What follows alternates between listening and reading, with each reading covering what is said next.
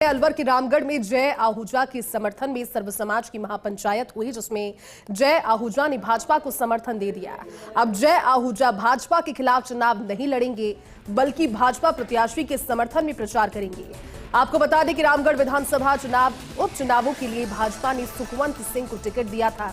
इसके विरोध में जय आहूजा ने निर्दलीय चुनाव लड़ने का निर्णय लिया और इसी संबंध में इस महापंचायत का आयोजन भी हुआ। लेकिन मंत्री जवाहर सिंह बेढम, गौतम कुमार दत्त, विधायक कुलदीप धनखड़ भी महापंचायत में पहुंचे और सभी के साथ समझाइश बारी बारी से उन्होंने की और इसके बाद जय आहूजा ने भाजपा प्रत्याशी सुखवंत सिंह को अपना समर्थन दिया।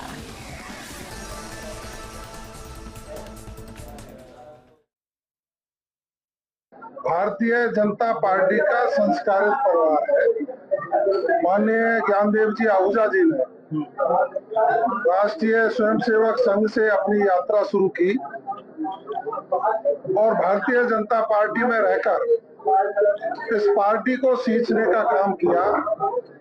यहाँ से कई बार विधायक रहे, चुनाव लड़े और उनकी विरासत के रूप में जय आहूजा जी बचपन से स्वयंसेवक के रूप में और फिर भारतीय जनता पार्टी के कार्यकर्ता के रूप में काम करते रहे। हमारा पारिवारिक मसला है। पिछली बार भारतीय जनता पार्टी ने भाई जय को यहाँ से प्रत्याशी बनाया और अब की बार उपचुनाव में सुखवंत जी को प्रत्याशी बनाया है। अब की बार पार्टी का कैंडिडेट दूसरे व्यक्ति को बनाया, लेकिन हमेशा बनने से ज्यादा बनाने वाला बड़ा होता है। और एक बात कहना चाहता हूं, मैं राजस्थान के मुख्यमंत्री भजनलाल शर्मा जी के सानिध्य में जवाहर बेढम जी विराजमान है, गौतम दत्त साहब विराजमान है, पुनीत भाई विराजमान है। आप सब लोगों को मैंने हमेशा देवतुल्य की जनता के रूप में स्वीकार किया। भारतीय जनता पार्टी के देवतुल्य के रूप में आप सब लोग हो।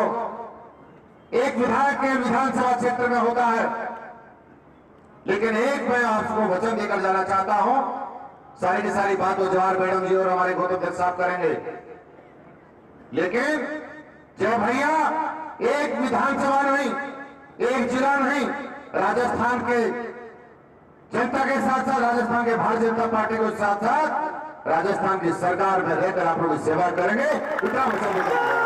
देखिए, हम लोग बचपन से, मैं संघ का स्वयंसेवक हूँ। हिंदुत्व का विचार मेरे खून में बहता है। आहूजा साहब ने भी मुझे कहा कि हम औरों जैसे नहीं हो सकते, औरों में और हमारे संस्कार में, चरित्र में बहुत अंतर है, हमको अपनी जगह पे कायम रहना चाहिए। मैंने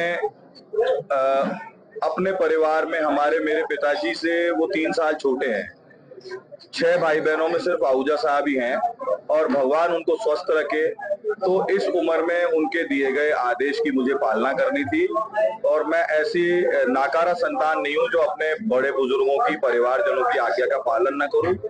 दूसरा, जैसे जैसे मुझे समाचार आ रहे थे कि जैसे पिछली बार हमारे परिवार में फूट हो गई और जगह जगह मेव गांवों से लोगों ने दाढ़ी मूंछ मुंडवा ली और जगह जगह से गाड़ी साधन लेकर के भीड़ तंत्र उन्होंने क्रिएट किया और कहीं को उनके मन में बैठने का विचार भी आया होगा तो उनको चुनाव लड़ने पे मजबूर किया गया, उनको बैठने नहीं दिया। वो भीड़ तंत्र की सूचनाएं मेरे नेटवर्क से मुझे लगातार मिल रही थी कि यहाँ पे कांग्रेस के षड्यंत्र से बहुत बड़ा भीड़ तंत्र का हिसाब किताब बना करके और मेरे को लड़ने के लिए मजबूर करेंगे।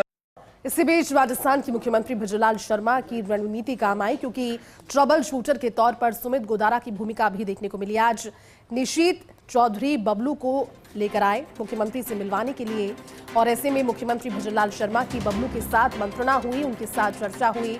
बबलू भी माने और भारतीय जनता पार्टी के प्रचार में जुट जाने का आश्वासन दिया। अब सलुम्बर रामगढ़ के बाद झुंझुनू की भी झंझनाहट दूर हो गई है। सीएमआर में हुई मुख्यमंत्री भजनलाल शर्मा के साथ उनकी मुलाकात और चर्चा।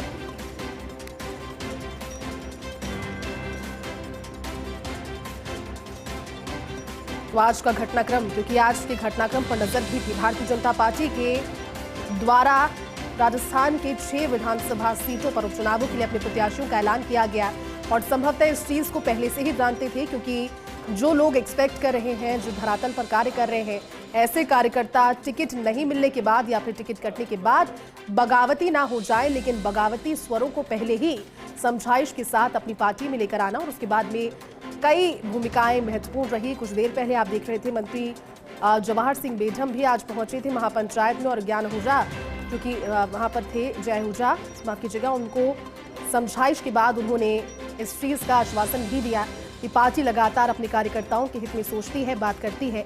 और उसके बाद उन्होंने भी भारतीय जनता पार्टी के प्रत्याशी को अपना समर्थन देने की बात खुले तौर पर की। और ऐसे ही निशीथ चौधरी जो कि पिछले चुनावों में भारतीय जनता पार्टी के दावेदार थे, निशीथ चौधरी बबलू को साथ लेकर पहुंचे मुख्यमंत्री से मिलवाने के लिए सुमित गोदारा। और उसके बाद मंत्रणा हुई। मुलाकात के बाद में बिल्कुल खुले तौर पर उन्होंने भी भारतीय जनता पार्टी के प्रत्याशी को समर्थन देने की बात कही। तो भारतीय जनता पार्टी का मिशन उपचुनाव ऑपरेशन बागी में भारतीय जनता पार्टी को कह सकते हैं कि सफलता मिल गई है और बागियों को मनाने में ज्यादा समय नहीं गवाया, बल्कि जल्द ही ऐसी बात की, दो टूक बात की और भारतीय जनता पार्टी की ओर से जब प्रत्याशियों को मैदान पर उतारा गया, संभवतः तब से ही जो सफलता की कोशिशें हैं वो शुरू हो गई थी। जय आहूजा, बबलू चौधरी, नरेंद्र मीणा तीनों मान गए हैं। इसके अलावा गुर्जर नेता विजय बैंसला के भी मानने की खबर है क्योंकि संपर्क उनसे भी साधा जा रहा था। कह सकते हैं कि मुख्यमंत्री भजनलाल शर्मा और मदन राठौड़ की पहल कामयाब हुई।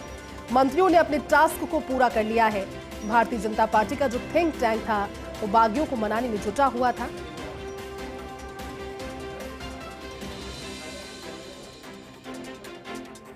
तो वहीं सलूंबर विधानसभा से भाजपा से बगावत करने वाले नरेंद्र मीणा ने सीएम से मुलाकात करने के बाद आज अपने पत्ते खोले हैं। उन्होंने कहा कि वे भाजपा प्रत्याशी शांता देवी का समर्थन करेंगे।